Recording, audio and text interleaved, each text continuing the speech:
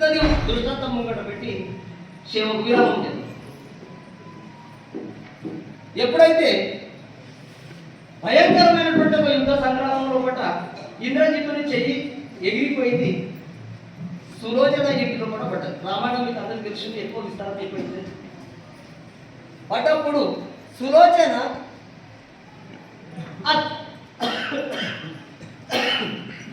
తన ప్రాణనాథుని చెయ్యికి వినంతి చేసింది.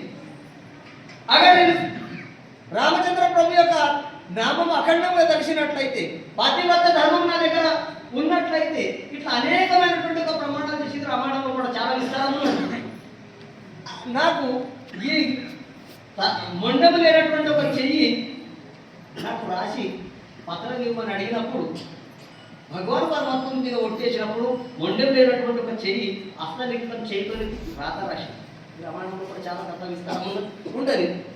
ఇదంతా చూసిన తర్వాత సులోచన భగవాన్ రామచంద్ర ప్రభు దగ్గర దర్శనం చేయడానికి పట్టినప్పుడు మంత్రులందరూ కూడా తీసుకొచ్చి ఒక నవరత్నాలతో అలంకారితం చేసినటువంటి ఒక రథం తీసుకొచ్చి నిలబెట్టారు. అమ్మ, మీరు రామచంద్ర ప్రభు దర్శనంకు పోతున్నారు, మీరు ఈ రథంలో కూడా ఆశీనులు కట్టి రథం తీసుకొని రామచంద్ర ప్రభు దర్శనంకు పోదాం అన్నప్పుడు సులోచన చాలా మంచి వర్ణనం చేసి, అక్కడ రాముని దర్శనం కావాలంటే నేను వెహికల్లో కూడా పోతే, రథంలో కూడా ముసుని పోతే అంటే రాముని దర్శనం కాదు.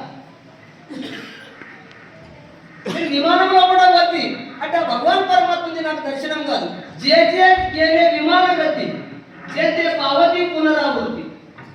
గోడలు అయితే వాహనాల్లో పడ్డ పోతారు, వాళ్ళు మళ్ళీ పునరావృత్తి కావాలి. వాహనాలు కూడా వాళ్ళే సరి రామున్న భేటీ నిందాలి నాకు మహారాజు వర్ణం చేస్తారు.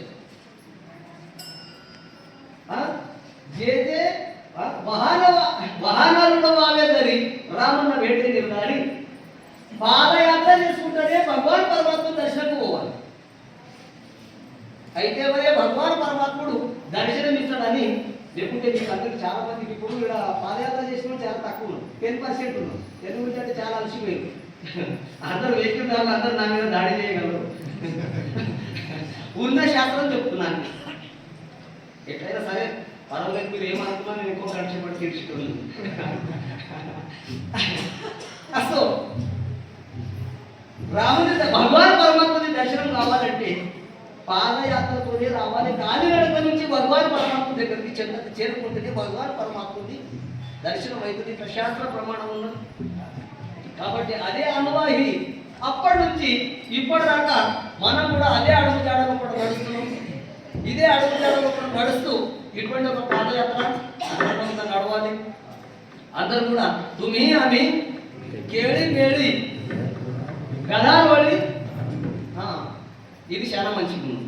కానీ తుమి అని కేళి మేళి గందరగోళి అన్నది ఇది వద్దు, గందరగోళం వద్దు.